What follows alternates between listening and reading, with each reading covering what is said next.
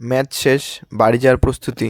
এমনি সময় দেখি কি একটা টিয়া মাঠের মাঝখানে দৌড়ে গেলাম, গিয়ে দেখলাম কি একটা টিয়া পাখি, তারপর পোষা টিয়া পাখি, ডানা কাটা, একদম উঠতে পারছিল না। তবে প্রীতম ধরে দেখো কি বলে, কি তাই শোনো। কাউ এ কারো টিয়া বাড়া উড়িয়ে গেছে বাড়িতে, ডানা কাটা টিয়া। ডানা কাটা? হ্যাঁ। ডানা কাটা কি করে ওরে? ডানা কেটে দিতে ইচ্ছে করে। ও আচ্ছা, তো মাঠে নিয়ে যাবো আমি।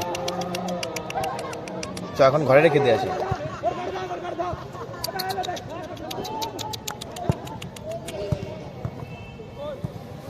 ঠোঁট কাটে?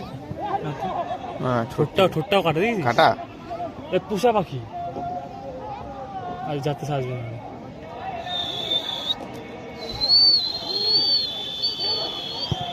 এই জায়গায় জলে কোন জায়গায় বাড়ি খেলা? কিসের জল এই জায়গায়? শিশির কি পড়েছে নাকি? এত গুড কন্ডিশন পোষা পাখি। পালালো কি করে? ধারে পাশেই হবে, বুঝলি? কোনো একটা ছাদের দৌড়িছে আমার যেমন আসবে না বাড়া, আসবে না, দিয়ে দেবে না তো 50 টাকা দাও। ওই আসতেছে মনে হয়, ওরম ভাবে আসতেছে। বল ওই যে আসছে, ওই দেখ।